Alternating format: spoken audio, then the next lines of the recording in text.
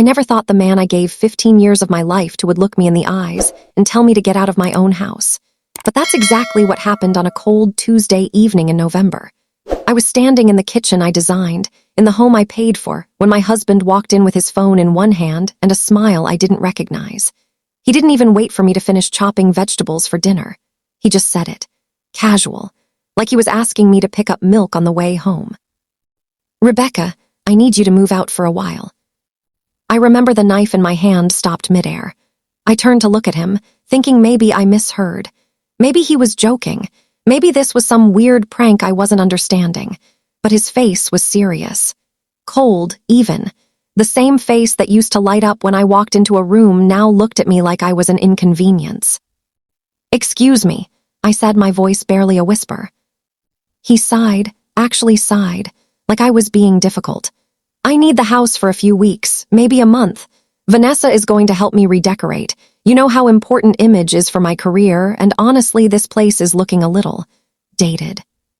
Vanessa, his assistant, the 28-year-old with perfect hair and designer clothes who started working for him 6 months ago. The one he said was just professional when I asked why she was texting him at 11 at night. And right there, standing in my kitchen, holding a knife over a cutting board full of carrots I was preparing for him, everything clicked into place. The late meetings, the new cologne, the way he stopped looking at me during conversations. The distance that had grown between us wasn't accidental. It was intentional. And now he wanted me gone so she could play house in the home I built. Before we go any further, I need you to do something for me. Smash that like button right now. Subscribe to this channel and drop a comment telling me where you're watching from. Because what I'm about to tell you, what I did to him, it's going to blow your mind. And trust me, you're going to want to see how this story ends. So there I was, standing in shock, and my husband, Richard, he just kept talking. Like this was a business transaction. Like I was an employee he could just dismiss. "I'll cover a hotel for you, somewhere nice. You can take a little vacation. Lord knows you could use a break. And when you come back, the house will look amazing. Vanessa has incredible taste. She worked with an interior designer in Paris." Paris? He'd never taken me to Paris. We'd been married 15 years, and the most exotic place we'd been was Florida for a medical conference. His medical conference, where I sat by the hotel pool alone while he networked. "You want me to leave?" I said slowly, still trying to process. "So your assistant can redecorate our house." "My house," he corrected, and those 2 words, they cut deeper than anything else he'd said. "Technically, it's in my name, and yes, I think it's time for some changes, fresh perspective, you understand." I didn't understand. I didn't understand how the man I met in college, the one who couldn't afford textbooks, so I bought them for him, the one who studied for his medical boards in the apartment I was paying rent on, the one whose entire career I funded and supported, could stand there and call it his house. But I didn't say any of that. Not yet, because something inside me went very, very quiet. You know that moment when you're so angry, so hurt, so completely blindsided that you almost go calm. That's where I was. The shock was wearing off, and underneath it, there was something else, something cold and clear and sharp. "How long do I have?" I asked, my voice steadier than I felt. "Well, Vanessa is coming by tomorrow to take measurements and start planning, so tonight, tomorrow morning at the latest." 24 hours. He was giving me 24 hours to pack up and leave the house I'd lived in for 8 years. The house I found. The house I negotiated for. The house whose mortgage I paid every single month while he built his precious career. I set the knife down very carefully. I turned off the stove. And I looked at my husband, really looked at him, maybe for the first time in years. He'd changed. Or maybe I'd just been too busy keeping everything together to notice. His hair was styled differently. He'd lost weight. Was that a new watch? That was definitely a new watch. Expensive. I didn't buy it for him. "Okay," I said simply. He blinked. "Okay. Okay, I'll pack tonight." I could see the relief wash over his face. He probably expected me to cry, to beg, to ask him to reconsider. Maybe the old Rebecca would have.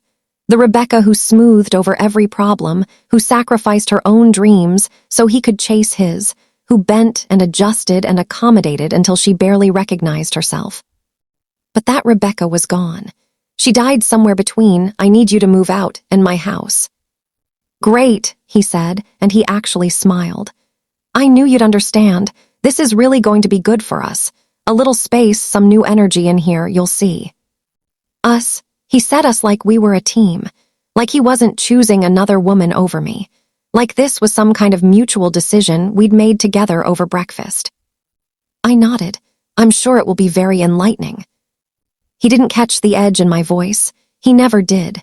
Richard had stopped really listening to me years ago. I was just part of the background of his life, the supportive wife, the quiet woman who kept everything running while he shined. He left the kitchen then, probably to text Vanessa the good news.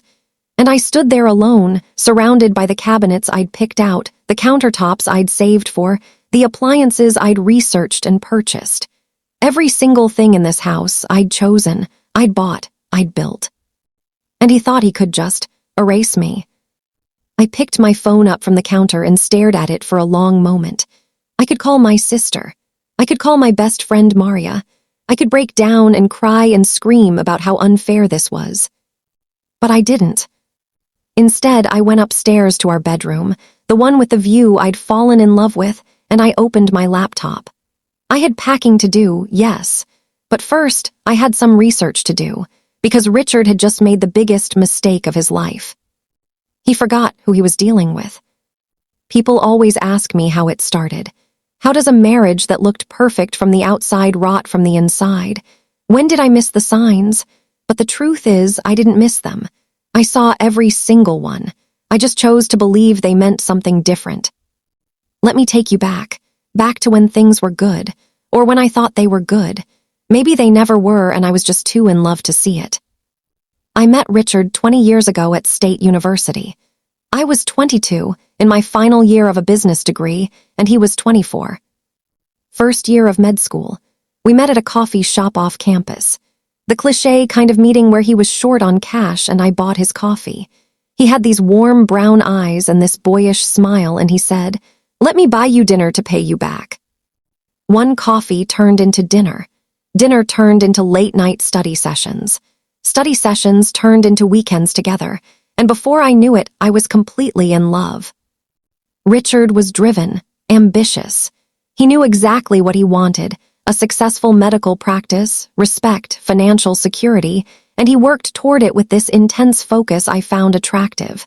He made me feel like I was part of that vision, like we were building something together. "You and me," he'd say, holding my hand across cheap diner tables, "we're going to make it. I'm going to be the best cardiologist in the state, and you're going to run the business side. We're a team." A team, I loved that word. It made me feel important, valued, like my role mattered just as much as his. So when he asked me to hold off on my career plans after graduation so I could support him through med school, I said yes. It made sense, right? Med school was brutal. Someone needed to pay the bills, keep the apartment running, make sure he had time to study, and I had my degree. I could work. I got a job at a marketing firm, entry-level, decent pay. Every penny I made went into our life. Rent, groceries, his textbooks, his student fees. "Just until I finish," he promised. "Then it's your turn. I'll support your dreams just like you're supporting mine." I believed him. Med school turned into residency. Residency meant even longer hours, even more stress, even less money. He was exhausted all the time, so I picked up the slack. I cooked meals he could reheat at the hospital. I paid for everything. I managed our entire lives, so all he had to do was focus on becoming a doctor. My boss at the marketing firm saw potential in me. She offered to mentor me, help me move up. But moving up meant longer hours, more travel, more focus. And Richard needed me, so I stayed where I was, comfortable, steady, reliable. "Once I'm attending, everything changes," he'd tell me when I looked tired. "I promise, Becca, this is all going to pay off." We got married during his 3rd year of residency. Small ceremony. My parents paid for most of it because we were still broke. I wore a dress I found on sale. We honeymooned at a bed and breakfast 2 hours away because that's all we could afford. But I didn't care. I was happy. I loved him. I believed in us. Then he finished residency and got a position at a prestigious cardiology practice. Finally, the money started coming in. Not a lot at first, but more than we'd ever had. I remember the first real paycheck. We went out to dinner, somewhere nice, and Richard ordered wine without looking at the price. "We made it, baby," he said, raising his glass to mine. "Everything we sacrificed, it was worth it." I thought that meant things would change, that maybe now I could think about what I wanted. Maybe go back to school, maybe start that consulting business I'd dreamed about. But Richard had other plans. "I'm thinking we should buy a house," he said. "Something that reflects where I am professionally. Doctors at my level, they have nice homes. It's part of the image." So we started looking, or rather I started looking. Richard was too busy with his growing patient list and networking events. I spent months searching, visiting open houses on weekends, researching neighborhoods. I found the perfect place. A beautiful 4-bedroom in a great area. Excellent schools, even though we didn't have kids yet. Richard always said he wanted kids eventually. Just not yet. The house was expensive, just at the edge of what we could afford. The mortgage broker looked at our finances and said we'd need both incomes to qualify comfortably. "Put it in my name only," Richard said when we were signing papers. "It's cleaner for tax purposes, trust me." I hesitated. Something felt off about that, but he was looking at me with those warm eyes, calling me baby, talking about our future. So I signed where they told me to sign. The house went in his name. Richard Harrison, sole owner. But I paid the down payment. Money I'd been saving for years. Money from my salary, my Christmas bonuses, the small inheritance my grandmother left me. $40,000, gone in one signature. "It's our house," Richard assured me. "What's mine is yours, you know that." I decorated every room. I painted walls and hung curtains and arranged furniture. I made that house a home while Richard worked 12-hour days building his reputation. And I was proud. Proud of what we'd built. Proud of the life we were creating. His practice grew. He became well known. Patients loved him. Other doctors respected him. He started getting invited to conferences, medical boards, charity events. And I went with him, wearing dresses I'd carefully budgeted for, smiling beside him in photos, being the supportive wife. "Dr. Harrison and his lovely wife Rebecca," people would say at events. His lovely wife. Like I was an accessory, a nice watch or a good car, something that completed his image. But I didn't mind, or I told myself I didn't mind, because this was what we'd planned, right? His success was our success. We were a team. Except somewhere along the way, the we became he. His career, his reputation, his colleagues, his schedule. I was still working, still contributing financially, still managing our entire household. But when people asked what I did, Richard would wave it off. "Rebecca works in marketing," he'd say dismissively, before changing the subject to something about himself. I started noticing little things. How he'd correct me in public. How he'd make decisions without asking me. How he started spending money without discussion, expensive dinners with colleagues, new suits, that watch I mentioned earlier. "I'm earning it," he'd say when I questioned expenses. "I think I deserve to enjoy some of the fruits of my labor." My labor didn't count, apparently. The years I supported him, the down payment I made, the mortgage I still contributed to every month, that wasn't labor, that was just expected. The distance between us grew slowly, so slowly I almost didn't notice, like a plant dying by degrees, first just a little wilted, then the color fading, then brittle and brown before you realize you forgot to water it. Or maybe I did notice. Maybe I just didn't want to admit it. It started with the small stuff. Richard stopped asking about my day. When I'd try to tell him about something that happened at work, I'd see his eyes glaze over. He'd nod, say, "That's nice, honey," but I could tell he wasn't actually listening. His mind was somewhere else. On a patient, a case, a colleague, anything but me. Then he stopped coming home for dinner. At first, it was once a week. Emergency surgery, he'd text, or late consultation. Can't be helped, and I understood. He was a cardiologist. People's lives depended on him, so I'd save his plate, wrap it up, put it in the fridge. Once a week became twice a week, then 3 times. Then I stopped bothering to cook for 2. I'd eat alone at the kitchen island, scrolling through my phone, pretending the silence didn't bother me. When he was home, he was distant, always on his phone. Texting, emailing, scrolling. I'd be talking and mid-sentence I'd realize he was staring at his screen, not even pretending to listen anymore. "Richard," I'd say. I still on the phone. "Are you listening?" "Yeah, of course," still not looking up. He wasn't, we both knew it. But I'd let it go because what was the alternative? Fight about it? Beg for his attention like a child? I had my pride, or at least I thought I did. The physical distance came next.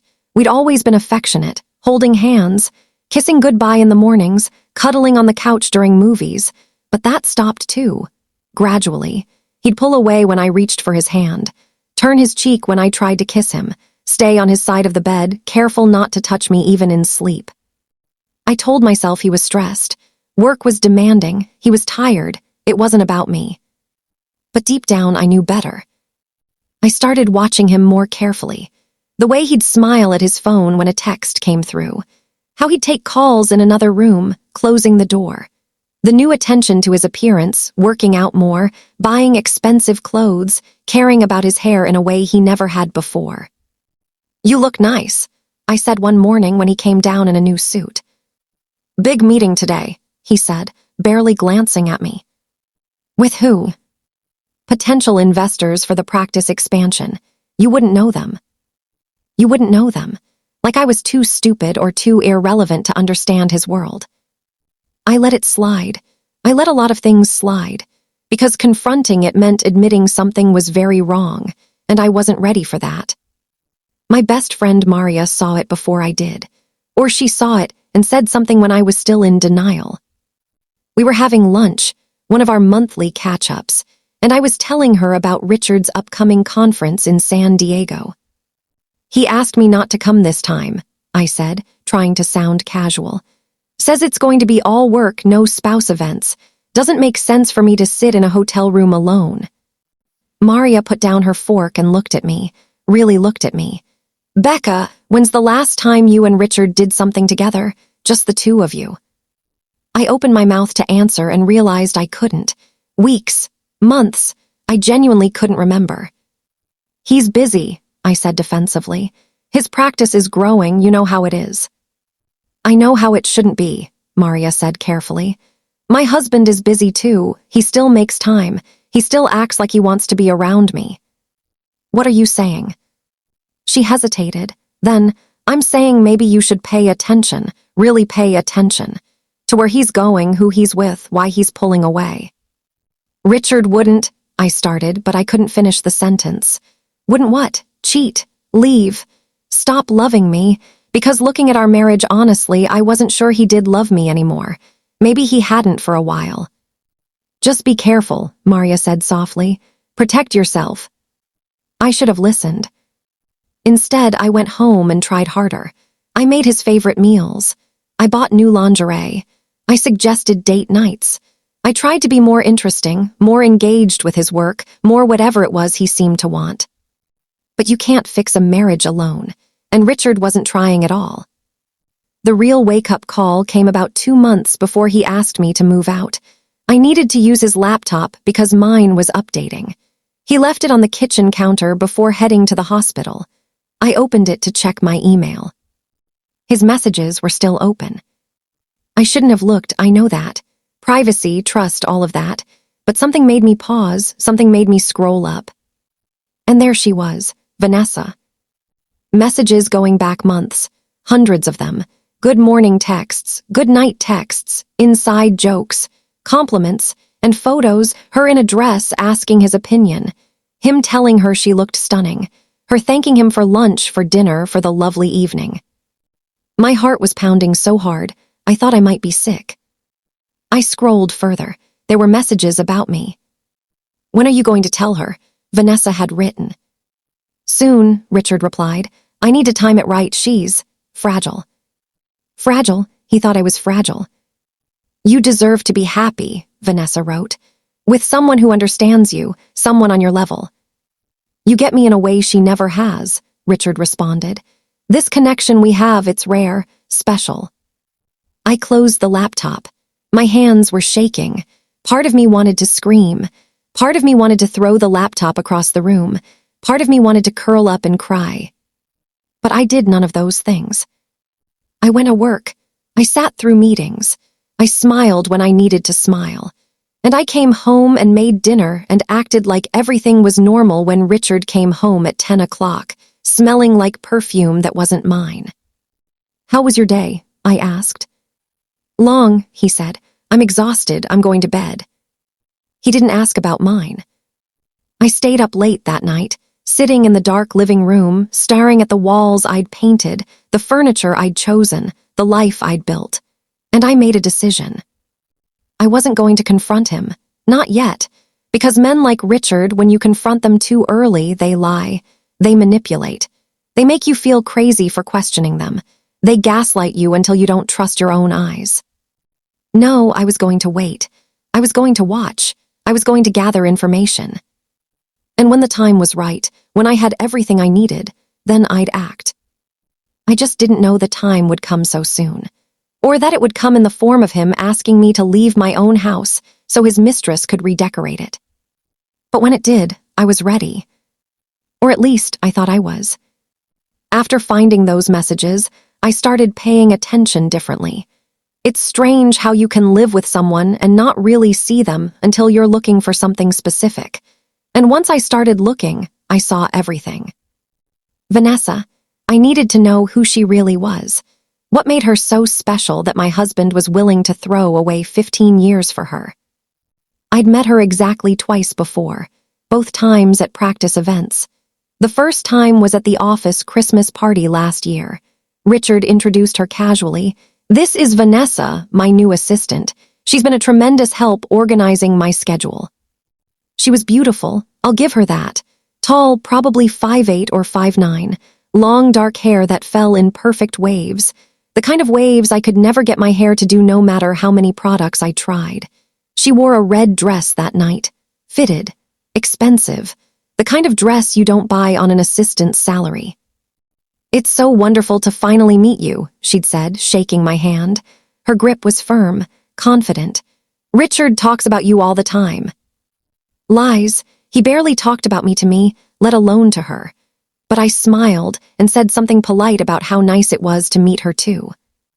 I watched them that night, how she'd touch his arm when she laughed, how she'd lean in close when talking to him, closer than necessary, how Richard's whole demeanor changed around her. He stood straighter, smiled more, actually seemed present in a way he never was at home anymore. She seems friendly, I said on the drive home. Who? Vanessa. Yeah, she's great. Super organized, the practice has never run smoother. That should have been my first red flag, the way he said her name, like it tasted good in his mouth. The second time I met her was at a charity gala 3 months ago. The practice bought a table and I was expected to attend. Play the part of the devoted doctor's wife. I wore a black dress, classic, elegant, safe. Vanessa was there, in red again. A different dress but the same bold color, like she was making a statement. Look at me, see me, want me. She sat 2 seats away from Richard at the table. I sat on his other side, and I watched all night as he angled his body toward her. As they whispered and laughed while some speaker droned on about charitable giving. As his hand disappeared under the table and she smiled. Having fun? I asked Richard during the silent auction. Oh yeah, it's fine. Good for the practice to be seen at these things. Vanessa seems to be enjoying herself. He glanced over at her. She was talking to another doctor, touching his arm the same way she touched Richard's, working the room. She's good with people, Richard said. It's part of what makes her valuable. Valuable, that's what he called her. Not efficient, not professional, valuable. I went to the bathroom at one point during the evening, and Vanessa followed me in. I didn't realize at first. I was touching up my lipstick when she emerged from a stall. Rebecca, she said, coming to stand at the sink next to mine. You look lovely tonight. Thank you, I kept my voice neutral. That dress is so classic, so timeless. The way she said timeless, it sounded like old. I love women who aren't afraid to play it safe with fashion. I met her eyes in the mirror. She was smiling, friendly, but there was something else there, something sharp. She was marking territory, letting me know she could take risks, be bold, be exciting, everything I apparently wasn't. And I love women who know red is just another color, I said sweetly, not a personality. Her smile tightened just a fraction. Richard mentioned you work in marketing. That must be nice, having a little job to keep you busy. A little job. The job that paid our bills while he was in medical school. The job I still worked while managing every aspect of our home life. Little. It keeps me grounded, I said. Reminds me that not everything is about appearances and pretending to be more than you are. I left before she could respond. My heart was racing. I'm not a confrontational person, never have been. But something about her, the smugness, the barely concealed contempt, it brought out something in me I didn't know was there. When I returned to the table, Richard and Vanessa were deep in conversation. He didn't even notice I'd been gone. After that night, I started finding evidence everywhere. Receipts in his coat pockets from restaurants we'd never been to. Charges on our credit card for jewelry I never received. Hotel stays in the city we lived in. Why would he need a hotel in our own city? I took photos of everything. I didn't confront him, I just documented. Quietly, carefully. I drove by his office one day during lunch. His car was there. So was a red Mercedes. I sat in my car across the street and waited. 45 minutes later, they emerged together, Richard and Vanessa. He had his hand on the small of her back. They were laughing. He opened her car door for her, the red Mercedes. He never opened doors for me anymore. They didn't go back to the office. I followed them. I'm not proud of it, but I did. They went to an Italian place downtown, sat at a corner table. He fed her a bite of his food. She wiped sauce from his lip with her napkin. Intimate, familiar, like they'd done this 1,000 times. I sat in my car outside that restaurant and something inside me broke. Not loudly, not dramatically, just a quiet crack, like ice on a frozen lake. One fracture that would spread until the whole surface shattered. That night Richard came home at 9. How was work? I asked. Busy, back-to-back patients, barely had time for lunch. Lie, casual, easy, like he'd done it so many times it didn't even register as wrong anymore. Did you eat? I pressed. Grabbed something at my desk. Why? Just wondering. You look well fed. He didn't catch the edge in my voice. Yeah, I'm good. I'm going to shower and do some paperwork. He went upstairs and I heard the shower start. I went to his coat, found another receipt, the Italian place, 2 entrees, a bottle of wine, tiramisu, $143. I put the receipt back exactly where I found it. This went on for weeks. Me knowing, him lying, her existing in the spaces of our marriage like a poison slowly spreading. My friends started noticing something was wrong. You look tired, Maria said over coffee. I'm fine. You're not fine. What's going on?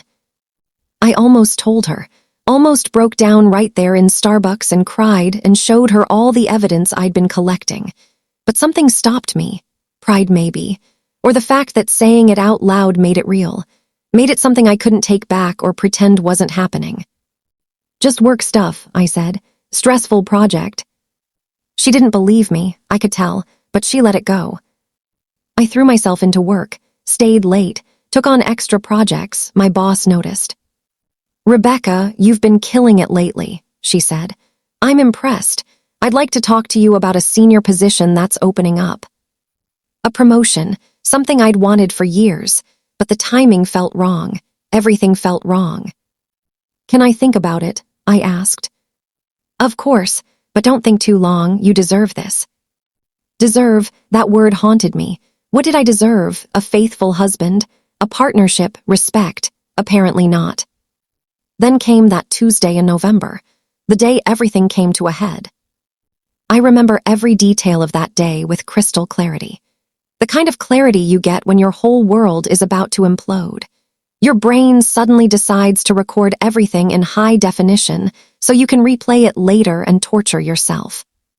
It was cold, one of those November days where winter is announcing its arrival. Gray skis, wind that cut through your coat. I'd worked from home that day. Richard left early for the hospital, kissed my forehead out of habit, not affection. I could tell the difference now. I had a productive day, finished a client presentation, responded to emails, had a video call with my team. Normal. Everything was completely normal until 3 o'clock when my phone buzzed. A text from Richard. Home by 6 tonight, we need to talk. We need to talk. 4 words that never mean anything good. My stomach dropped. This was it. He was going to ask for a divorce or confess the affair, or something. The waiting was over. I spent the next 3 hours in a strange state of numb panic. I cleaned the kitchen even though it was already clean. I changed clothes twice. I rehearsed what I might say, how I'd react. Would I cry, yell, throw things, or would I be calm, dignified, cold? I decided on cold. I could do cold. At 6:15, his car pulled into the driveway. I was in the kitchen, pretending to prep dinner, trying to look casual, like my heart wasn't beating so hard I could hear it in my ears. He came in through the garage door, loosened his tie. He looked good. Damn him, he looked really good. New haircut. That expensive watch catching the light. My husband who'd become a stranger. Hey, he said. Hey, how was your day? Fine, good. He set his briefcase down, poured himself a scotch. He never drank scotch on weeknights. Listen, Rebecca, I've been thinking. Here it comes, I thought. I gripped the knife I was holding, focused on the carrots I was cutting. Waited. The house, he started. It needs updating. My colleagues, when they come over, I'm aware of how dated everything looks. It doesn't reflect where I am in my career now. I blinked. This wasn't about divorce. This was about interior design. Okay, I said slowly. We can talk about redecorating. Right. So Vanessa, my assistant, she has a background in design. Studied it in college before going into healthcare administration. She's offered to help, do a complete refresh. Vanessa, of course. My hands tightened on the knife. She has excellent taste, he continued. Very modern, sophisticated. She really understands aesthetic. I see.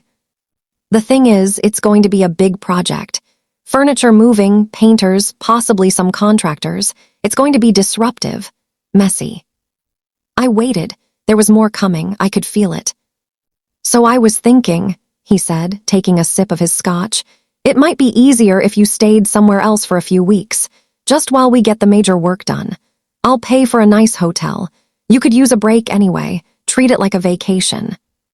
The words didn't compute at first. My brain was trying to process what he was actually saying.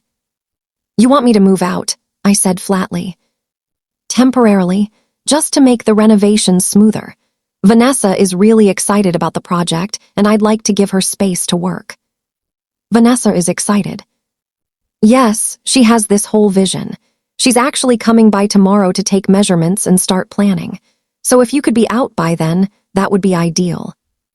That's when I said it, when I stopped chopping and turned to look at him. You want me to leave my house so your assistant can redecorate. My house, he corrected, and there it was, the thing he'd probably been thinking for years but finally said out loud. Technically, Rebecca, the house is in my name, and yes, I think it's time for some changes, fresh perspective, new energy, you understand. I understood perfectly. This wasn't about paint colors or furniture. This was about replacement. Out with the old, in with the new. Out with the tired wife who'd given him everything, in with the exciting mistress in red dresses. How long do I have? I asked. My voice sounded far away, like it was coming from someone else. Well, Vanessa is coming tomorrow, so tonight would be best. Tomorrow morning at the latest. 24 hours. He was giving me 24 hours to leave the home I'd created, paid for, lived in for 8 years. I should have screamed at him, should have thrown the knife not at him but at the wall, should have told him I knew everything, about the lunches, the hotels, the messages, all of it. But I didn't. Instead I said, okay. The relief on his face was almost funny. He'd expected a fight, expected tears and begging. The old Rebecca would have given him that. "Really," he said, "you're okay with this?" "I think," I said carefully, "that this is going to be very revealing for both of us." He didn't hear the threat in my voice. He never heard me anymore. "Great. This is really great, Becca. You'll see. When you come back, this place will be transformed." Transformed. That was one word for it. He left the kitchen, already texting someone. Vanessa, probably, telling her the coast was clear, telling her he'd gotten rid of me.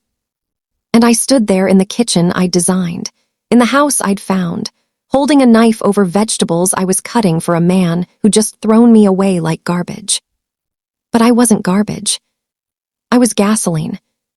And he'd just handed me a match. I didn't cry. That's the thing that surprised me most. After Richard went upstairs, probably to text Vanessa the good news, probably to plan their little love nest redecorating fantasy, I just stood there, dry-eyed, calm, almost eerily calm. The knife was still in my hand. I set it down slowly, carefully, and I looked around the kitchen, really looked at it. The subway tile backsplash I'd installed myself, watching YouTube videos to learn how. The pendant lights I'd hunted for across 3 states, finding the perfect vintage pieces. The island where I'd eaten countless meals alone while my husband worked late, or so he said. Every inch of this house had my fingerprints on it, my sweat, my money, my vision. And he thought he could just erase me. I walked through the first floor like I was seeing it for the last time. The living room with the fireplace I'd had restored. The built-in bookshelves I'd designed. The window seat where I'd spent Sunday mornings drinking coffee and reading. My spot, my light. What would Vanessa do with it? Paint it some trendy color, rip out the character and replace it with whatever was popular on Instagram this week. I climbed the stairs, my hand trailing on the banister I'd stripped and refinished by hand. In our bedroom, I could hear the shower running. Richard washing away the day, washing away any guilt he might have felt about what he'd just done, which was probably none. I went to the closet and pulled out a suitcase, started packing. Clothes, toiletries, shoes, moving on autopilot while my brain spun. Where was I going to go? A hotel like he suggested. Use his money to pay for my exile. The thought made me sick. I pulled out my phone and called Maria. "Hey, lady," she answered. "What's up?" "Can I stay with you for a few weeks?" My voice cracked on the words, just slightly. Silence, then what happened? Richard asked me to move out so his mistress can redecorate our house. More silence, longer this time. Then, "I'm sorry, what? Say that again." "You heard me." "I'm going to kill him." Maria's voice went deadly quiet. "I'm actually going to kill him." "Please don't. I need you not in jail." "Becca, tell me you're joking. Tell me this is some weird joke I'm not getting." I wish I was joking. I sat down on the edge of the bed I'd picked out, the mattress I'd researched for weeks to find the perfect one. He says the house needs updating, that Vanessa, his assistant, is going to help redecorate, that it would be easier if I wasn't here. He wants me gone by tomorrow. "The house that you," Maria stopped herself. I could hear her breathing, controlling her anger. Okay, yes, of course you can stay here, as long as you need. Pack your stuff and come over right now." "Thank you." "Becca, are you okay?" Stupid question, you're not okay, but are you? Holding it together. Was I wasn't sure. I felt strange, disconnected, like I was watching this happen to someone else. "I'm fine," I said. "I'll be there in an hour." I hung up and continued packing. The shower turned off. Richard came out in a towel, saw me with the suitcase, and actually smiled. "Good, you're packing. Being really mature about this, Beck. I appreciate it." Mature. He thought I was being mature. "Where are you going to stay?" he asked, rubbing his hair with a towel. "A friend's." "Which friend?" "Does it matter?" He paused. "I guess not, just want to make sure you're safe." Safe. He cared about me being safe, but not about throwing me out of my home. The cognitive dissonance was almost impressive. "I'll be fine," I said coldly. "I'll send you money for expenses, whatever you need." I don't want your money, Richard. Don't be like that. This is temporary, just a few weeks. Then everything will be better, you'll see. I zipped the suitcase, looked at him standing there in his towel, water dripping on the hardwood floors I'd had installed. My husband. The man I'd loved for 20 years, given everything to, sacrificed for. He was a stranger. Can I ask you something? I said. Sure. Do you love her? For the first time, he looked uncomfortable. Who? Don't insult me. Vanessa, do you love her? He could have lied. Maybe I wanted him to lie, but he didn't. I don't know, he said. Maybe she makes me feel alive, like myself. Like the man I've become, not the broke med student I was. The broke med student I supported. I know, and I'm grateful, Becca. I am. But people grow, people change. What we needed from each other 20 years ago, it's not what we need now.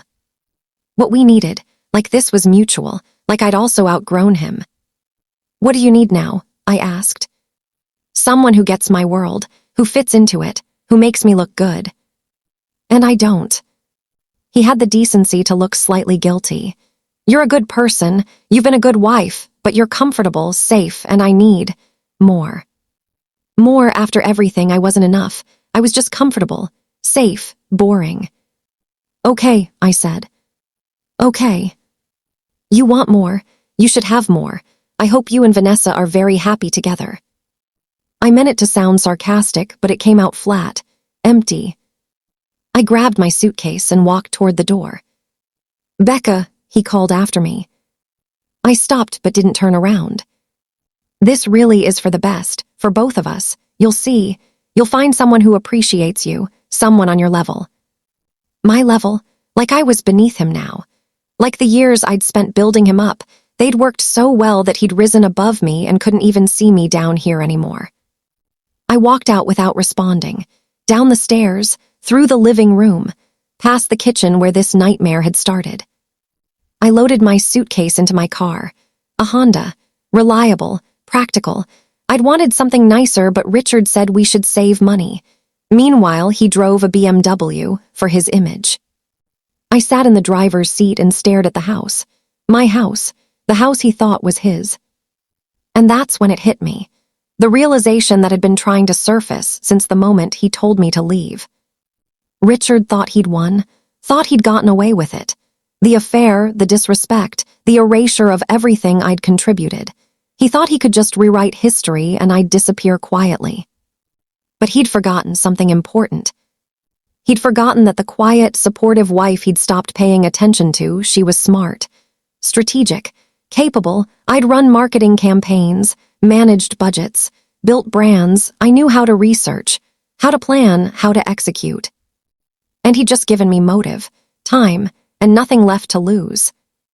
I started the car and drove to Maria's house, but my mind was already working, already planning. Richard wanted a transformation. He was going to get one. Just not the kind he was expecting. Maria lived in a cozy townhouse about 20 minutes from my place. Our place. His place. I didn't even know what to call it anymore. When I pulled up, she was already standing in the doorway, arms crossed, face set in that expression that meant someone was about to get a piece of her mind. But when she saw me, her expression softened. "Get in here," she said, pulling me into a hug before I'd even made it up the walkway. I dropped my suitcase in her guest room and we sat at her kitchen table. She poured 2 very large glasses of wine. It was only 7:30 on a Tuesday, but desperate times and all that. "Tell me everything," she said. So I did. I told her about the messages I'd found months ago, the lunches I'd witnessed, the receipts and the lies, the red dresses and the touching and the way he looked at her like she was sunlight. And finally, tonight, the casual dismissal, the request to leave, the confession that I wasn't enough. Maria listened to all of it, her jaw getting tighter with every detail. That absolute piece of, she stopped herself. "No, he's not even worth the insult. Becca, I'm so sorry. You deserved better than this. You deserve everything." "Apparently I deserve someone on my level," I said, Richard's words still stinging. His level, Maria's voice rose. You carried him through medical school, you paid for everything. That house he's kicking you out of, didn't you pay the down payment? $40,000, my savings. And the mortgage. I've been paying half, sometimes more than half when his practice was starting out. And it's in his name. He said it was for tax purposes. Maria closed her eyes and took a deep breath. Okay, here's what we're going to do. Tomorrow you're calling a lawyer, the best divorce lawyer you can find, and you're going to take him for everything. It's in his name, Maria. The house, everything. I signed papers, I trusted him. Did you contribute financially to the household? Of course. Can you prove it? I thought about it. I have bank statements, transfers. I've been keeping records since I started getting suspicious. Good, that's good. What about the practice? Did you help build that too? I had. The first year Richard opened his private practice, I'd done everything. Set up the accounting systems, designed the logo and website, managed the marketing, helped hire staff, all while working my own full-time job. I did the branding, set up all the systems. I probably have emails proving it. Even better. Maria leaned forward. Listen to me. I know you're hurt. I know you're shocked, but you need to get angry. You need to fight. Because if you don't, he's going to walk away with everything you built and you'll have nothing. She was right. I knew she was right. But the anger hadn't come yet. I was still in the numb phase, the disbelief. I need to think, I said. I need to figure out what I'm dealing with first. What do you mean? I mean, I need to know everything. How long has this really been going on? How serious is it? What has he promised her? What's he planning? Maria looked at me carefully. What are you thinking? I'm thinking that I spent 15 years supporting a man who thinks I'm beneath him now. I'm thinking that he's making the biggest mistake of his life. And I'm thinking that before I do anything official, before I call any lawyers or file any papers, I want to know exactly what I'm working with. A slow smile spread across Maria's face. I knew it. I knew you had some fire in there. What do you need? Time, space to think, and maybe some help. Whatever you need, I'm serious. You want me to slash his tires? Done. Egg the house. Say the word. I've got 3 dozen eggs and excellent aim. I laughed, actually laughed. It felt strange after everything, but good. Nothing illegal. Not yet, anyway. Not yet. I like the sound of that. I spent that night in Maria's guest room, staring at the ceiling, my mind racing. Every time I closed my eyes, I saw Richard's face when he'd corrected me. My house! The casual cruelty of it, the assumption that I'd just accept it. Around 2 in the morning, I gave up on sleep. I opened my laptop and started searching. First, I looked up property records, pulled up our house. Sure enough, Richard Harrison, sole owner, purchased 8 years ago. The record showed the sale price but not who paid the down payment. No way to prove my $40,000 from public records. But I had the bank statements. I pulled up my old accounts and started downloading everything. Every transfer, every payment, every contribution I'd made to our joint account that went toward the mortgage. 8 years of records. I created a spreadsheet. Calculated exactly how much I'd paid into that house. $73,000. That's what I'd contributed over 8 years. The down payment plus my share of the mortgage. $73,000 into a house that was only in his name. Next, I searched for information on common law marriage and financial contributions. Our state didn't recognize common law marriage, but it did recognize financial partnership in divorce proceedings. If I could prove I'd contributed significantly to assets acquired during marriage, I had a claim, even if my name wasn't on the deed. I made notes, printed documents, built a file. Then I moved on to Richard's practice, Harrison Cardiology. I pulled up the website, the one I'd built. My design work was still there mostly. He'd updated photos, but the bones of the site, the structure, the copy, that was mine. I searched my email archives, found hundreds of messages from the early days, me coordinating with web developers, me hearing the first receptionist, me setting up the payment systems and insurance protocols, me doing everything while Richard saw patients and built his reputation. I had proof, proof I'd been his partner in building everything he had. I kept digging. Social media next. Vanessa's Instagram was public. Of course it was. Women like her needed an audience. I scrolled through months of posts.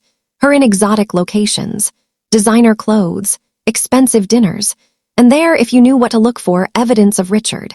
A man's hand in the corner of a photo, wearing that watch. A reflection in a window showing someone taking her picture, tall, Richard's build. Captions like best evening with my favorite person and feeling appreciated with heart emojis. I went back further. The posts started getting more suggestive about 8 months ago. Before that, she posted normal stuff, work events, friends, nothing about a mystery man. 8 months, that's how long this had been going on, at least publicly. I found her LinkedIn, Vanessa Chen, healthcare administrator. She did work for Richard's practice, that part was true. Before that, she'd worked for a medical device company, and before that, she'd been in pharmaceutical sales. No design degree, no mention of studying interior design. That was a lie. She'd lied to Richard or he'd lied to me. Either way, the whole redecorating story was just a cover for moving her into my house. I took screenshots of everything. Around 4 a.m, I found something interesting. A wedding registry. Vanessa Chen and Richard Harrison. Registry at 3 high-end stores. Expected wedding date, June next year. My stomach dropped. They were planning to get married 7 months from now. He hadn't asked me for a divorce yet, but he was already planning his next wedding. The numbness cracked. Underneath it, finally, was rage. Pure, cold, clarifying rage. He was going to marry her, in my house, probably, using money I'd helped him earn, living a life I'd made possible, and I was supposed to what? Just disappear, sign papers and walk away with nothing. No. I screenshotted the registry. Every item. Every expensive plate and crystal glass and designer appliance they'd chosen together while he was still married to me. Then I did something I'm not entirely proud of, but desperate times.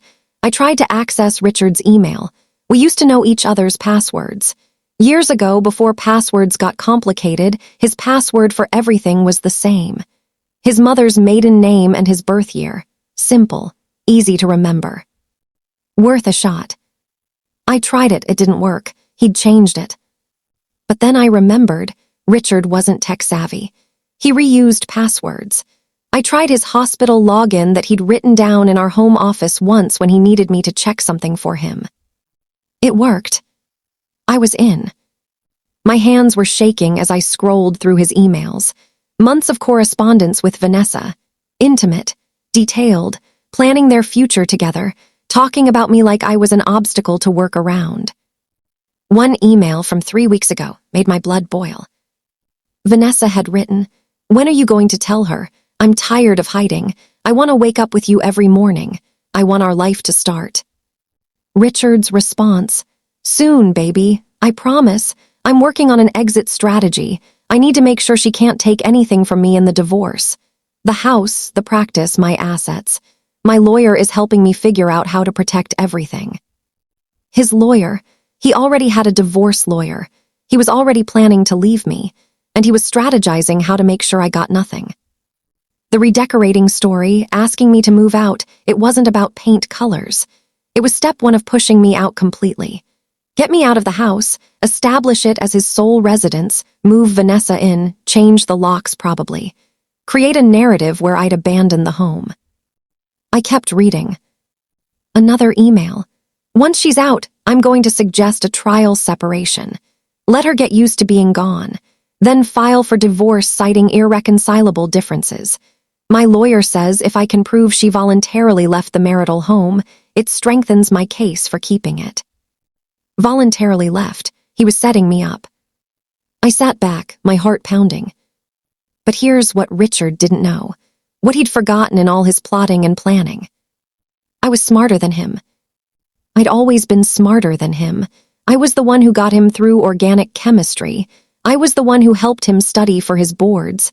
I was the strategist, the planner, the one who thought 5 steps ahead. Richard could plan all he wanted, but he'd just shown me his playbook. And now I was going to destroy him. Morning came too soon and not soon enough. I'd maybe slept an hour, but my mind was sharp, focused. The fog of shock had burned away, leaving behind pure clarity. I knew what Richard was planning. Now I needed to plan better. Over coffee, Maria found me at her kitchen table, surrounded by printouts and notes. "You've been busy," she said, eyeing the organized piles of paper. I got into his email. Her eyebrows shot up. "Is that legal?" "Probably not, but I won't use it in court. I just needed to know what I'm dealing with." And he's been planning this for months. He has a lawyer already.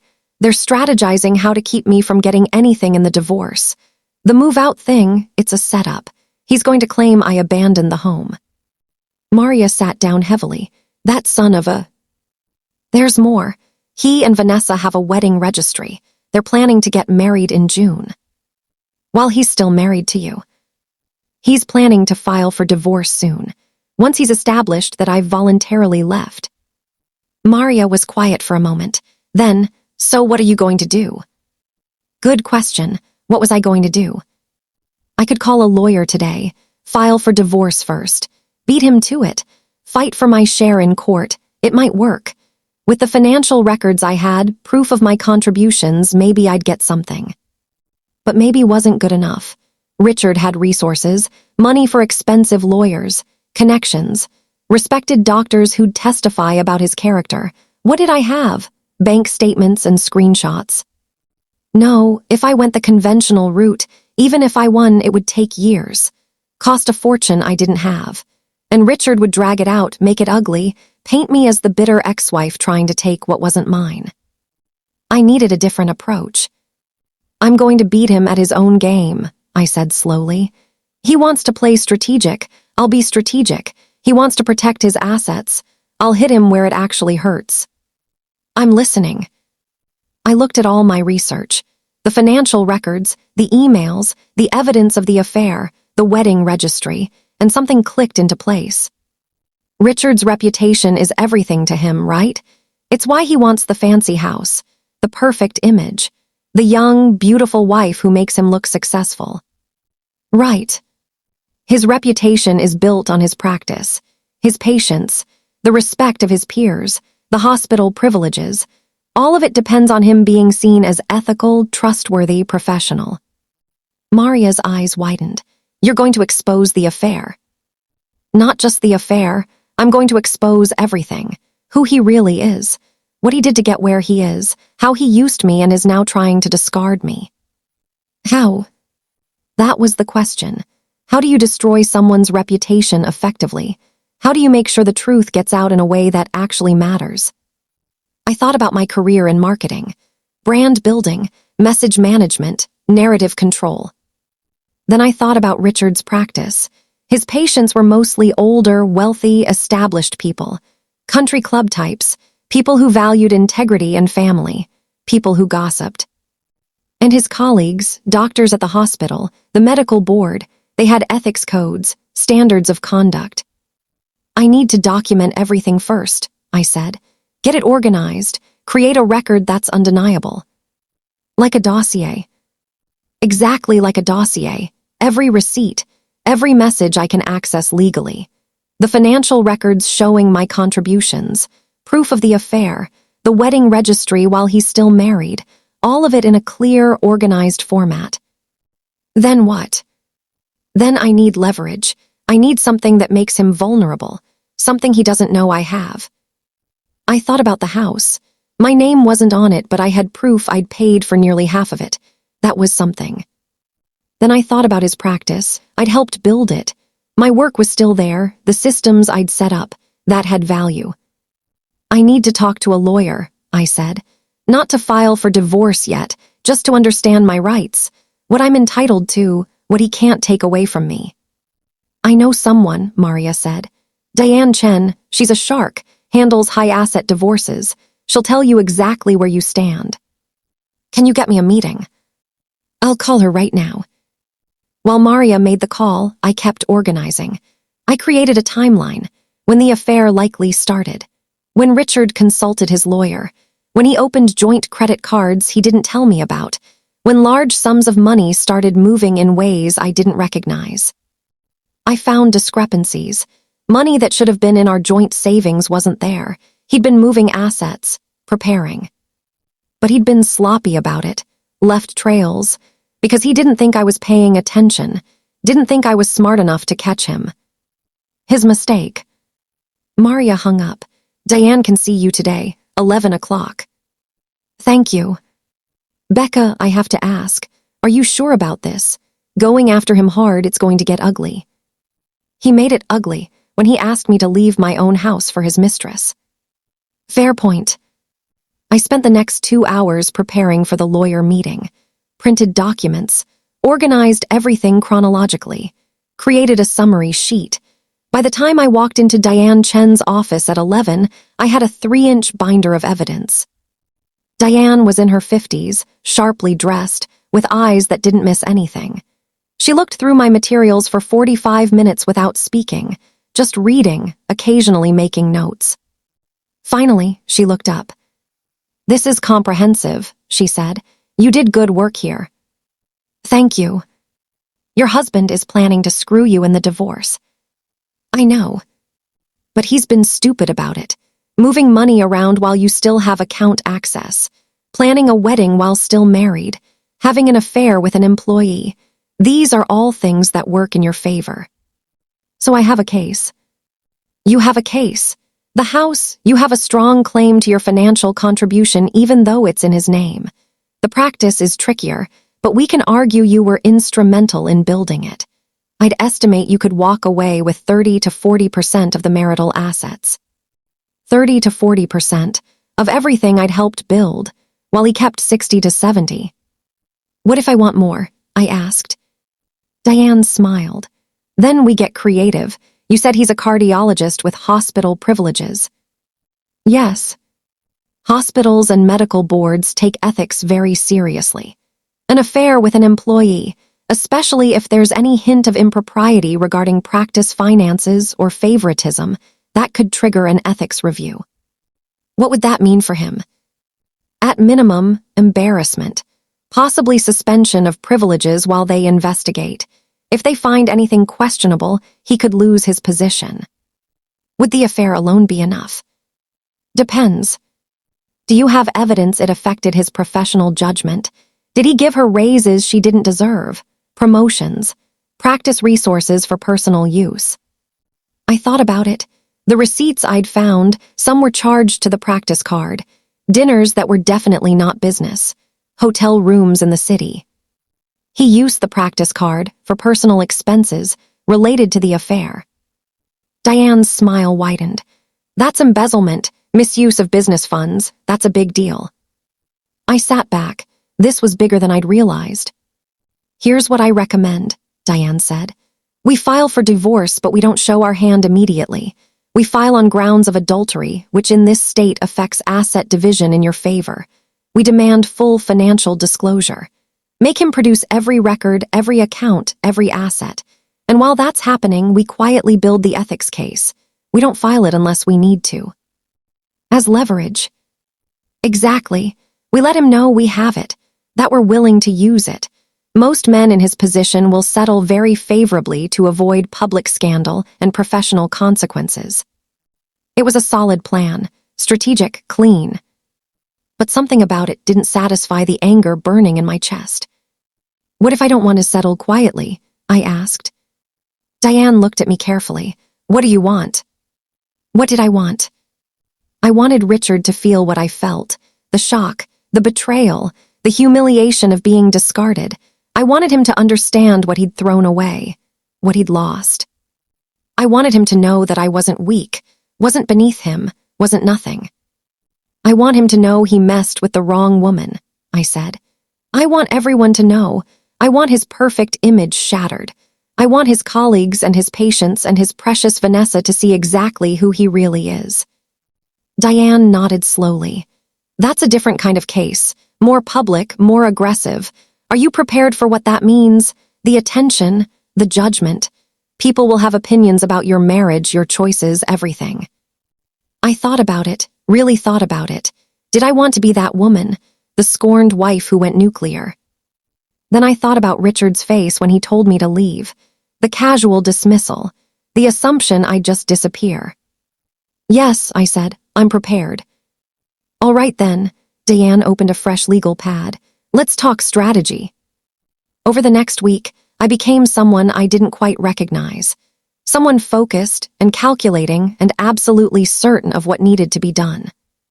I met with Diane 3 more times. We crafted a plan, a real one, with phases and contingencies and backup strategies. Phase 1 was documentation. I'd already started, but Diane helped me refine it.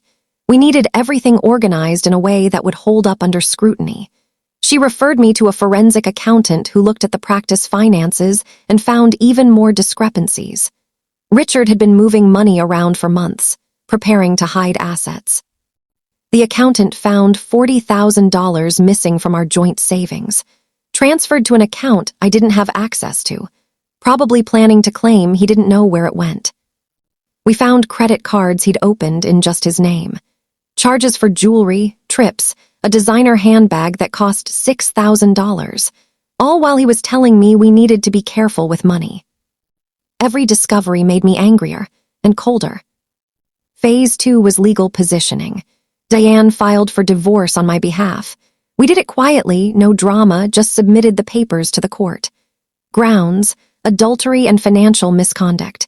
We demanded full disclosure of all assets, all accounts, everything. Richard would be served papers within days. That would be his first shock. But phase 3, that was my personal touch. That's where I got creative. I want to tell the story my way, I told Diane. Before he can spin it, before he can make me the villain. What are you thinking? I thought about the house. My house, where Vanessa was probably measuring windows right now, planning what curtains to hang, where Richard was erasing me. I want to go back, I said. To the house. I have legal right to be there, correct? You're still married. It's still your marital home. You have every right.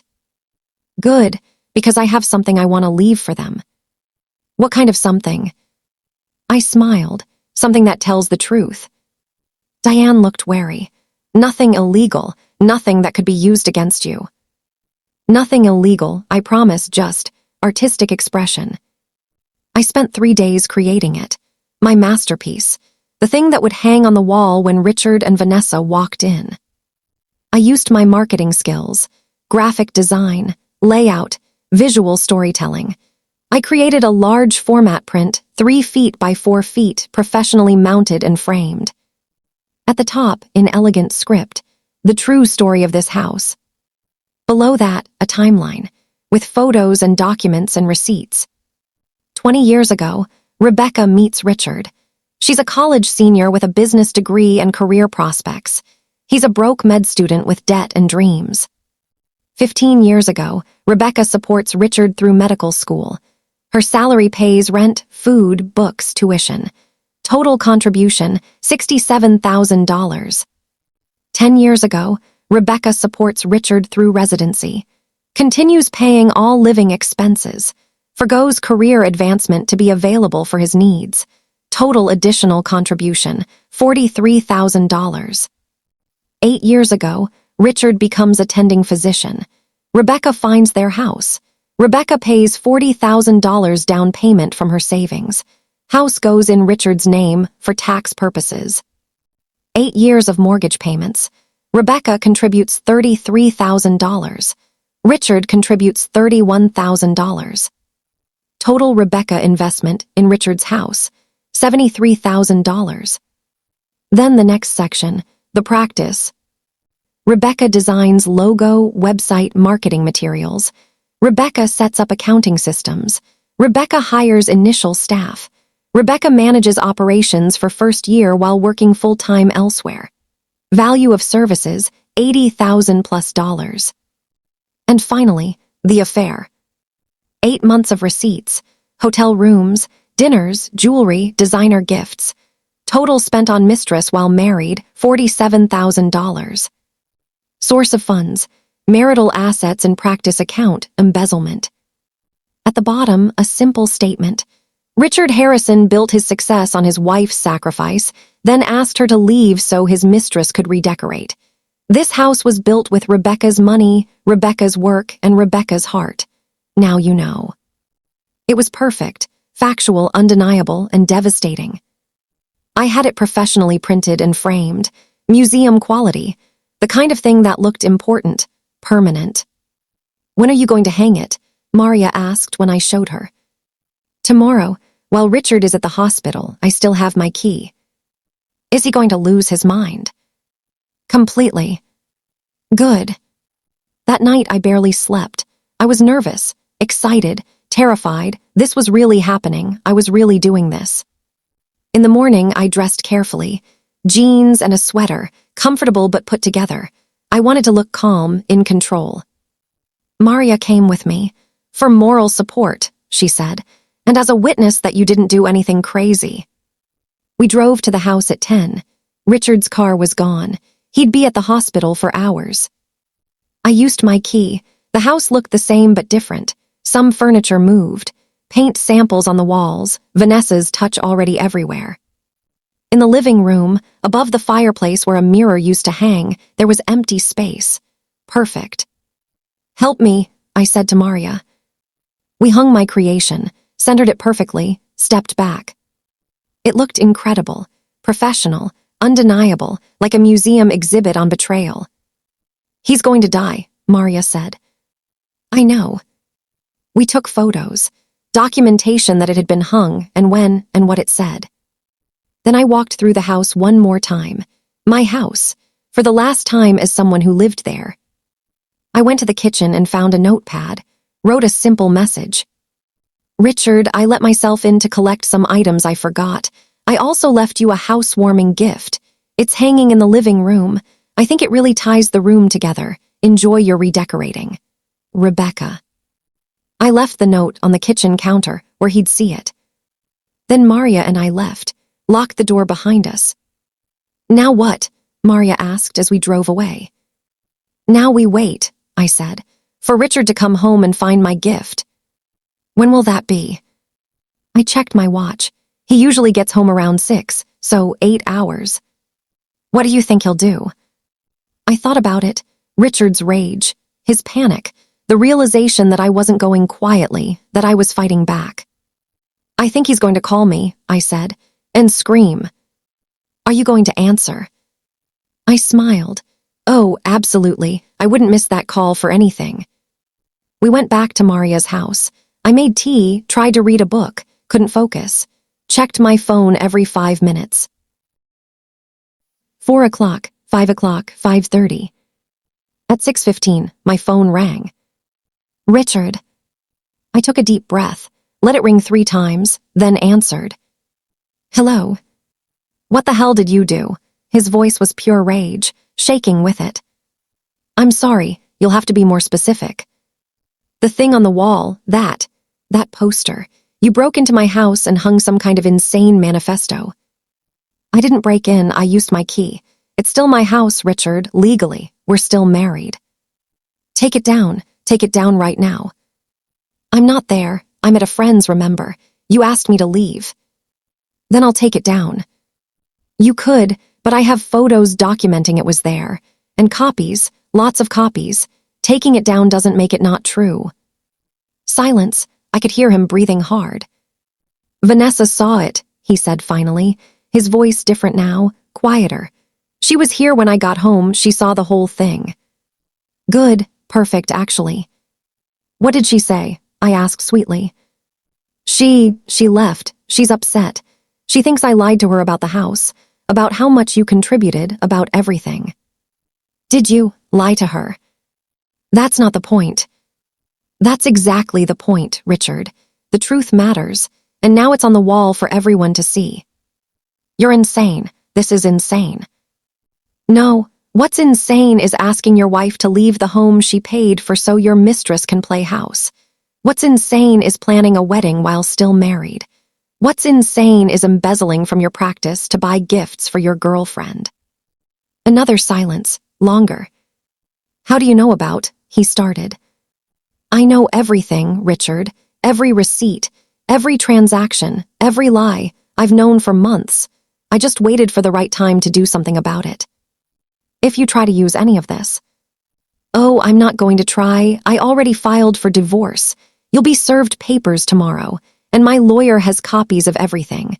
The financial records, the evidence of your affair, the misuse of practice funds, all of it. You can't prove. I can prove all of it, and I will, unless you want to be very, very reasonable about the settlement. I could almost hear him thinking, calculating, trying to find an angle. What do you want? He asked finally. We'll discuss that through lawyers, but Richard, that piece on the wall, that's just the beginning. You wanted to erase me, to act like I was nothing, like I didn't matter. Now everyone's going to know exactly what I was, what I gave, what you threw away. Becca. Don't. You lost the right to call me that when you told me to leave. From now on, all communication goes through my attorney. Her name is Diane Chen. I'm sure you'll hear from her soon. I hung up. My hands were shaking, but I was smiling. Maria was staring at me. That was ice cold. Was it too much?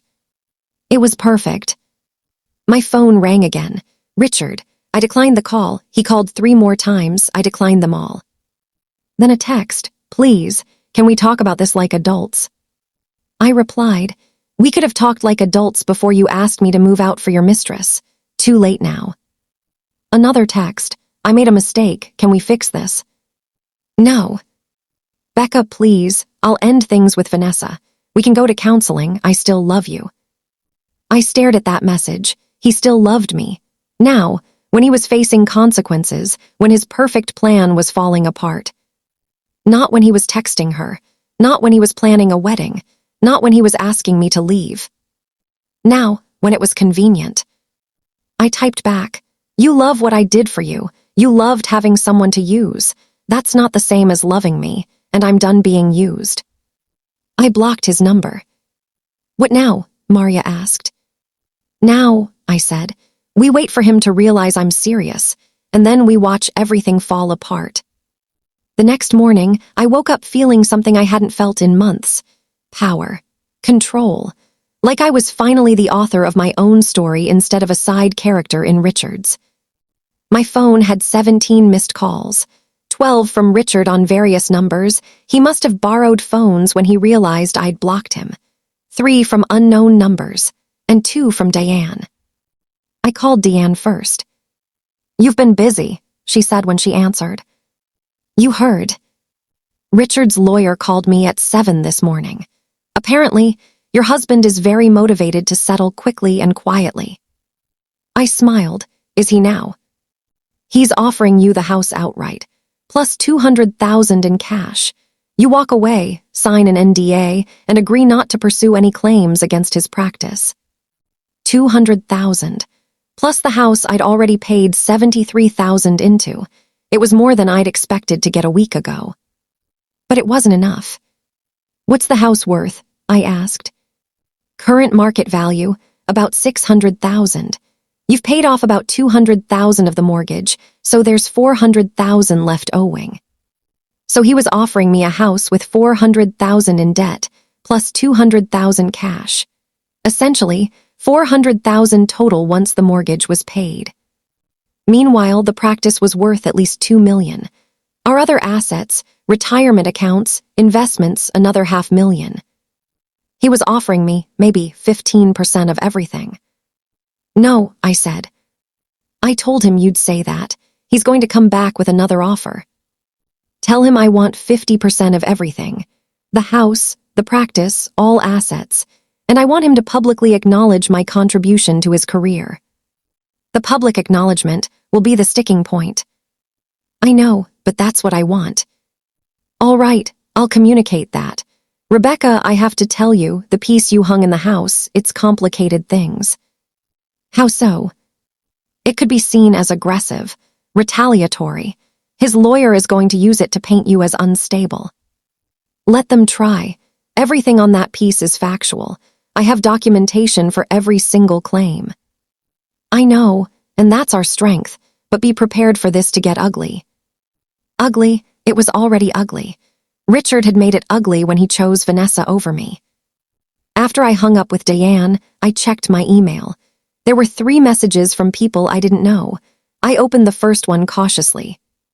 Dear Mrs. Harrison, I don't know if you'll receive this, but I felt I needed to reach out. My name is Patricia Walton. I'm a patient of your husband's, or I was. I was at the office yesterday for an appointment and overheard some concerning conversations between staff members about Dr. Harrison's personal conduct. After doing some research, I found your name and wanted to express my support. What you're going through is unconscionable. I'm appalled that a doctor I trusted could behave this way. I've requested my records be transferred to another cardiologist. I thought you should know that some of us see the truth. Wishing you strength. I read it 3 times. A patient had heard about the situation, was transferring to another doctor. The second email was similar. Another patient expressing disappointment in Richard and support for me. The third was different. Rebecca, this is Jennifer Kim. We met at the charity gala last year. I work with Richard at the hospital. I heard about what's happening and I wanted you to know that several of us have been uncomfortable with his relationship with Vanessa for months. It's been inappropriate and unprofessional. There's going to be an internal review of his conduct. I can't say more than that, but I wanted you to know that people are paying attention. What you've endured isn't right. Stay strong. An internal review at the hospital because of his relationship with Vanessa. This was bigger than I'd realized. The piece I'd hung, the truth I'd put on display, it was spreading. People were talking. My phone rang. Unknown number. I answered cautiously. Rebecca Harrison, a woman's voice. Yes. This is Caroline Mitchell from the State Medical Board. I'm calling regarding a complaint we've received about Dr. Richard Harrison. I understand you're his wife. My heart started pounding. Yes, soon-to-be ex-wife. I see. Mrs. Harrison, I can't discuss the specifics of the complaint, but I wanted to reach out because we may need to speak with you as part of our investigation. Would you be willing to cooperate? What kind of investigation? I can't provide details at this stage, but it relates to professional conduct and potential misuse of practice resources. If we need your testimony or documentation, would you be available? Someone had filed a complaint with the medical board about Richard's conduct, the affair, the embezzlement. Yes, I said. I'd be willing to cooperate fully. Thank you. Someone from our office will be in touch. And Mrs. Harrison, I'm sorry for what you're going through. These situations are never easy. After she hung up, I just sat there processing. The medical board, an investigation. This was real consequences, professional consequences. Maria came into the guest room where I was staying. You okay? You look shell-shocked. The medical board is investigating Richard. Her eyes went wide. Already. Someone filed a complaint. Who? I don't know, they wouldn't tell me, but they want to talk to me, want my documentation. Are you going to give it to them? I thought about it. Did I want Richard to lose his medical license, his career, everything he'd worked for? A week ago, I would have said no. That despite everything, I didn't want to destroy him. But that was before he'd tried to take everything from me, before he'd reduced me to nothing in his eyes. Yes, I said, I'm going to give them everything. Over the next few days, things escalated in ways I couldn't have predicted. The story spread through Richard's professional circle like wildfire. Apparently, someone had taken a photo of the piece I'd hung on the wall. Maybe Vanessa before she left. Maybe Richard himself. Either way, the image was circulating. Doctors talked, nurses talked, staff at the practice talked, and patients, they definitely talked. Richard's office started getting calls. People requesting records transfers. People canceling appointments. I knew this because one of the office staff, a woman named Melissa who I'd hired years ago when the practice first started, reached out to me. Rebecca, I don't know if you remember me, her email said, but I've worked for Dr. Harrison since the beginning. You interviewed me. You taught me the filing system. And I want you to know that what he did to you is wrong. A lot of us at the office are disgusted. Vanessa has been bragging for months about her relationship with him, making the rest of us uncomfortable. Several staff members are looking for new jobs. The practice is in chaos. Patients are leaving. I thought you deserved to know that people see the truth. You deserved better than this. The practice was losing patients, losing staff. Richard's perfect professional image was crumbling. My phone rang again, this time a number I recognized, Richard's mother. I hesitated, then answered. "Hello, Patricia." "Rebecca," her voice was cold. "I just heard about the divorce. I'm sorry you had to find out this way. Richard told me you've been spreading vicious lies about him, trying to destroy his career out of spite." Of course he had. Of course he'd spun it to make me the villain. "Did he tell you about Vanessa?" I asked calmly. Silence. "Did he tell you he's been having an affair for 8 months? That he asked me to move out of our house so she could redecorate? That they have a wedding registry?" More silence. "Did he tell you he embezzled from his practice to buy her gifts? That he's been moving marital assets to hide them from me? That everything he has, I helped him build?" "Rebecca, I'm not spreading lies, Patricia. I'm telling the truth. And I have documentation for every single word. Richard is the one who destroyed this marriage. I'm just making sure he doesn't get away with it." She hung up. I felt a pang of guilt. Patricia had always been kind to me, but she needed to know who her son really was. That afternoon, Diane called again. "New offer," she said. 40% of all assets. The house goes to you free and clear. He'll pay off the mortgage, plus $300,000 cash. And he'll sign a statement acknowledging your contributions to his career, but it stays private, not public. Better, much better, but still not enough. "The acknowledgement needs to be public," I said. "That's non-negotiable." "Rebecca, I have to advise you. Pushing for public acknowledgement might backfire. It gives ammunition to the argument that you're being vindictive rather than seeking fair compensation." "I don't care. He gets to tell everyone we're getting divorced because of irreconcilable differences. He gets to control the narrative, make it seem mutual. Meanwhile, everyone thinks I'm the crazy ex-wife trying to take his money. No, the truth needs to be public." "What if we compromise?" He makes a statement to his professional circle, an email to colleagues and patients, acknowledging that the marriage is ending, that you were instrumental in building his career, and that he takes full responsibility for the dissolution of the marriage. That could work. It wasn't a press release, but it would reach the people who mattered, the ones who respected him, the ones whose opinions he cared about. "Include that the separation is due to his infidelity," I said. "He has to admit the affair." "That's going to be hard to get him to agree to." "Then he can take his chances in court, where everything becomes public record anyway." Diane was quiet for a moment. "You've really thought this through." "I've had a lot of time to think." "All right, I'll push for it. But Rebecca, I need to know, what's your end game here? Is it the money, the vindication, revenge?" I considered the question. What did I want? "I want him to understand what he lost," I said finally. "I want him to know that I wasn't weak, that I wasn't beneath him, that throwing me away was the biggest mistake of his life. And I want everyone who ever looked at me as just Dr. Harrison's wife to know that I was never just anything. I was the foundation he built his entire life on." "Okay," Diane said quietly. "Then let's get you everything you deserve." That evening, I was cooking dinner at Maria's house when my phone buzzed with a text from an unknown number. "Rebecca, this is Vanessa. We need to talk." I stared at the message. Vanessa wanted to talk to me, the woman who'd been sleeping with my husband, who'd planned to move into my house, who'd picked out wedding china while Richard was still married to me. I should have deleted it, blocked the number, ignored her completely. But curiosity got the better of me. "About what?" I typed back. 3 dots appeared, disappeared, appeared again. "I didn't know about how much you contributed. He told me you barely worked, that he paid for everything, that you were just coasting on his success." Of course he had. Of course Richard had rewritten history to make himself the hero and me the freeloader. "And you believed him," I typed back.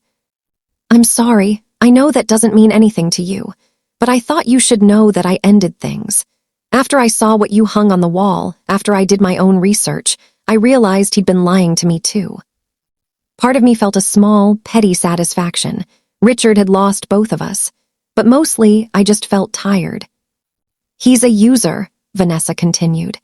He uses people and discards them when they're no longer useful. I see that now. I thought I was special, that what we had was different. But reading those financial records, seeing how he treated you, I realized I was just the next version. Younger, shinier, until I'm not anymore. She was right. That's exactly what she was. I hope he was worth your integrity, I typed back. He wasn't. I know you have no reason to believe me, but I am sorry for my part in this.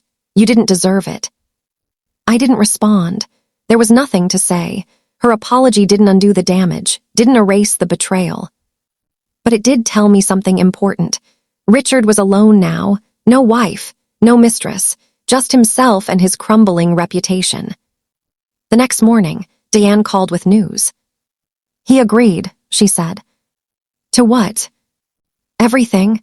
50% of all assets. The house in your name, mortgage paid off. He'll liquidate investments to pay you out. And he'll send a statement to his colleagues and patient list taking responsibility for the end of the marriage due to his infidelity and acknowledging your instrumental role in building his career. I sat down, suddenly dizzy. He agreed to all of it. The medical board investigations scared him, and apparently the practice is hemorrhaging patients. He's lost about 30% of his client base in a week. He can't afford a prolonged legal battle on top of everything else. I'd actually won. There's one condition, Diane continued. Of course there was. The piece you hung on the wall, he wants it, says it belongs to him since it's about his house. I almost laughed. After everything, he wanted the piece that had destroyed his life, probably to burn it, to erase the evidence of his humiliation. He can have it, I said. I don't need it anymore. And the NDA, he's still asking for you to sign one. No public statements about the marriage or divorce. No, that's the one thing I won't agree to. I'm not going to go around giving interviews or posting on social media, but I won't be legally barred from telling my own story. He's not going to like that. He doesn't have to like it, he just has to accept it. There was a pause, then Diane said, he will, he doesn't have any leverage left. We spent the next hour going over details, timeline for asset division, how the house transfer would work, when the statement would be sent, the formal divorce filing and expected timeline for finalization. It would take a few months for everything to be processed, but essentially, it was over. I'd entered this marriage with nothing but love and hope. I was leaving it with half of everything we'd built and the knowledge that I was stronger than I'd ever known. After I hung up with Diane, I sat in Maria's guest room and let myself cry. Not sad tears, release tears, grief for who I'd been, relief for who I was becoming. Maria knocked softly and came in. I heard, you won. I won, I echoed. How do you feel? How did I feel? Exhausted, vindicated, sad, angry, free, all of it at once.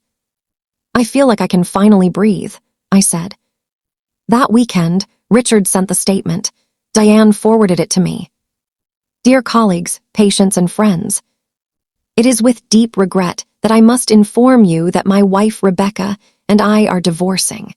This decision comes after considerable personal failing on my part.